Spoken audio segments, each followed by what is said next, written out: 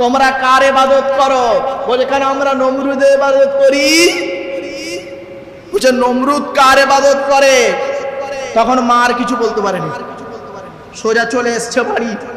এসে স্বামীকে বলল, স্বামী বুঝতে পেরেছেন যে না এই সেই বাচ্চা, যে বাচ্চার কথা সেই মন্ত্রী সবাই আলোচনা হচ্ছিল, একটা তারা, যে তারাটা এসে ধ্বংস করবে এই সেই সন্তান। তখনই বুঝতে পারলেন। এরপরে শুরু হলো ইব্রাহিম নবীর বাপ আর বেটার সঙ্গে তর্ক বিতর্ক, ব্যাপক আলোচনা ইব্রাহিম নবীর। সে আর কথা বললাম না বাপ, ইব্রাহিম নবীর দোয়া এবারে শুনে রেখে দিন। ইব্রাহিম নবী বিশ্ব নবী মুহাম্মদ সাল্লাল্লাহু আলাইহি সাল্লামের কে আমরা পেয়েছি, এটা হলো ইব্রাহিম নবীর দোয়া। ইব্রাহিম নবীর দ্বিতীয় স্ত্রীর নাম হলো হাজেরা, তার একটি বাচ্চা নাম হলো তার কি ইসমাইল আলাইহিস সালাতু ওয়াস সালাম। যেদিন ইসমাইল নবী আর হাজরাকে যেদিন ইব্রাহিম নবী ওই প্যালেস্তাইন থেকে মক্কায় এনে কাবা ঘরের পাশে রেখেছিলেন, দুই পাহাড়ের মাঝখানে, সাফা মারওয়া পাহাড়ের মাঝখানে, তখন দোকানপাটি কিছু ছিল না বাবা, গ্রামগঞ্জ কিছু ছিল না, ফাঁকা দুটো পাহাড় যখন রেখেছিলেন, যেদিন রেখেছিলেন সেই দিন ছিল মুহররম মাসের 10 তারিখ। জোরে বলুন, কি বুঝলেন? মুহররম মাসের 10 তারিখ তো শুধু ইব্রাহিম নবী ইসমাইল নবী পর্যন্ত এলাম, আর কোন নবীদের ঘটনা 313টা ঘটনা ঘটেছে ওই মুহররম মাসের 10 তারিখ আমার বাপেরা। এজন্য আপনাদেরকে বলি, মুসা নবী আল্লাহর সঙ্গে কথা বলেছেন মুহররম মাসের 10 তারিখে। জোরে বলুন, মুসা নবীকে তাওরাত কিতাব আল্লাহ যেদিন দেয় সেদিন ছিল মুহররম মাসের 10 তারিখ। জোরে বলুন।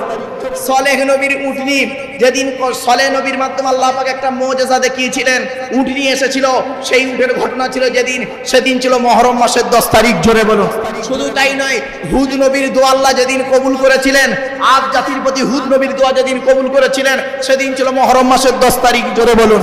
হযরত আইয়ুব নবী যেদিন 18 বছর রোগে থেকে 18 বছর রোগে রেখে আল্লাহ পাক যেদিন হযরত আইয়ুব নবীকে রোগ মুক্ত করেছিলেন, কোরআনে আছে উরকুদ বিরিজিলিকা হাযা মুগতাসালিম বারিদুম শারাব, সূরা সাদের মধ্যে আল্লাহ পাক বলে দিলেন সেদিন ছিল মুহররম মাসের 10 তারিখ। জোরে বলুন।